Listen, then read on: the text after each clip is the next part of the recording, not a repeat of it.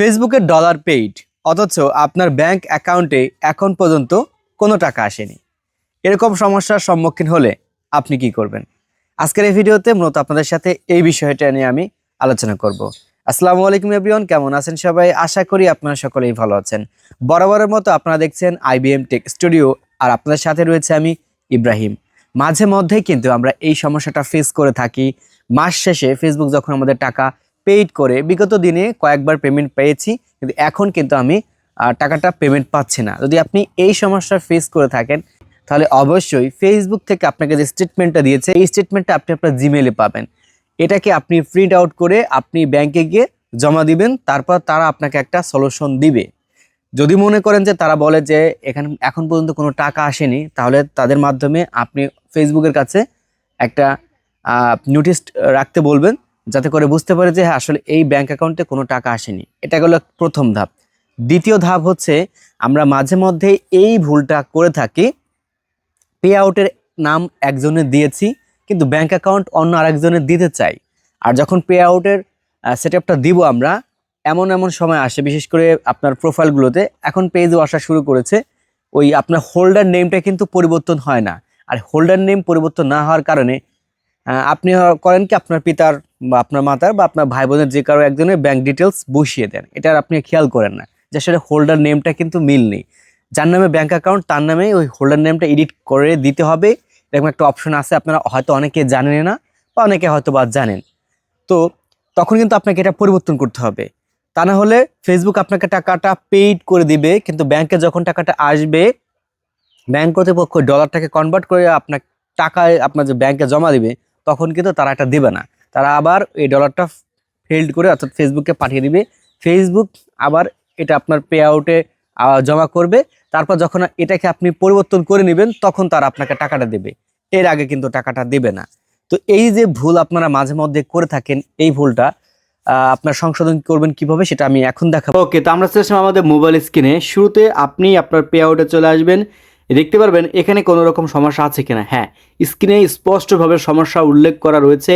Update pay out method to receive the, আপনি যত dollar income করেছিলেন ফেসবুক আপনাকে পেমেন্ট করবে, সেই পরিমাণ ডলারটা এখান থেকে কিন্তু দেওয়া আছে ইউ আর্নড, এবং এর নিচে স্পষ্টভাবে লেখা আছে you can not get paid due to an issue with the pay out method for your, তারপর আপনার নামটা দেখাবে, অর্থাৎ পে আউটে যে নামটা রয়েছে পে আউট অ্যাকাউন্ট। এই সমস্যাটা যখন আপনি দেখবেন তাহলেই মনে করবেন যে ফেসবুক আপনাকে পেমেন্ট না করার এটাই একমাত্র কারণ। আরও বেশ কিছু কারণ আছে। আমরা সেটিংস আইকনে যদি চলে আসি, দেখতে পারবেন এখানে লেখা আছে পে আউট মেথডের নিচে we noticed a name mismatch between your pay out method and your pay out account, update now to avoid pay out. নিচে দেখতে পারবেন লেখা আছে আপডেট রিকোয়ার্ড, এবং এর পাশে লেখা আছে আপডেট। তার মানে এটা বড় ধরনের একটা সমস্যা, হয়তোবা আপনি বুঝতে ভুল করেছিলেন। ওই সমস্যাটা এখন আপনাকে সমাধান করতে হবে। আমরা এই সমস্যার সমাধানের জন্য আপডেটে ক্লিক করব। আপডেটে ক্লিক করার পর আপনার হোয়াটসঅ্যাপে একটা মেসেজ যাইতে পারে, আপনার জিমেলে একটা মেসেজ যাইতে পারে, আপনার ফোন নম্বরে একটা মেসেজ যেতে পারে, একটা কোড যাবে আর কি। সেই কোডটা আপনি এখানে বসিয়ে কন্টিনিউতে যখন ক্লিক করবেন, এরকম একটা উইন্ডো আপনার সামনে আসবে। এখন নিচের দিকে আপনি দেখতে পারবেন লেখা আছে need to use a different bank account under different name. ধরেন আপনি যখন এই পে আউটটা তৈরি করতে চাচ্ছিলেন, তখন আপনার পিতা বা আপনার মাতার নামে আপনি পে আউটটা তৈরি করেছেন, কিন্তু আপনি চাচ্ছেন এখন আপনার নিজের নামে একটা ব্যাঙ্ক অ্যাকাউন্ট দেওয়ার জন্য।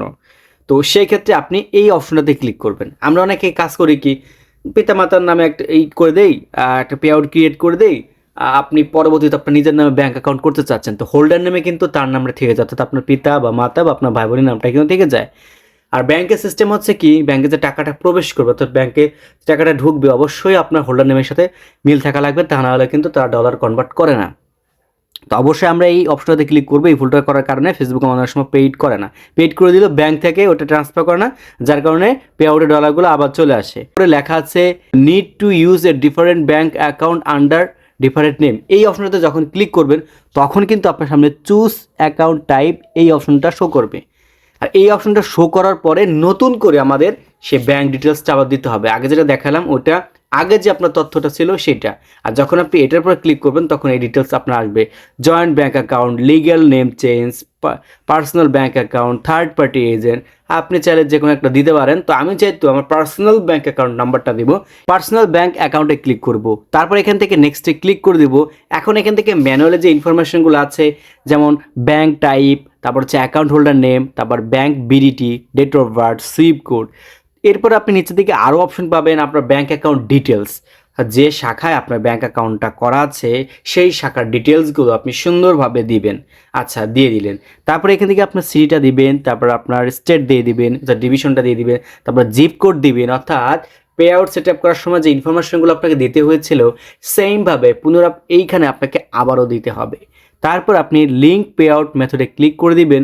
যখন ক্লিক করে দিবেন সাথে সাথে আপনারা দেখতে পারেন এখানে আপডেট হয়ে যাবে এবং উপরের দিকে you earning are on hold এরকম একটা লেখা আসবে এবং উপরের দিকে দেখতে পারবেন লেখা আছে the pay out method for your pay out account. আপনার পে আউটের নামটা দেখাবে, দেন এরপর দেখাবে to protected your account your earning are on hold until, তারপরে এখান থেকে আপনার ওই মাসটা দেখাবে, যে মাসে আপনি পরিবর্তন করেছিলেন তারিখটা দেখাবে এবং সনটা দেখাবে। তার মানে একটা সিকিউরিটি পারপাসের জন্য তারা সাময়িক সময়ের জন্য আপনার ডলারটাকে হোল্ড করে রাখছে, পরবর্তীতে আপনাকে দেবে। অনেক সময় অনেকেই দেখা যায় যে বিভিন্ন জনের পে আউট হ্যাক করে নিয়ে দিয়ে বিভিন্ন ইনফরমেশন চেঞ্জ করে ফেলায়, যার কারণে ফেসবুক সিকিউরিটি পারপাসের জন্য আপনার কিছুদিনের জন্য এটাকে হোল্ড করে রাখে।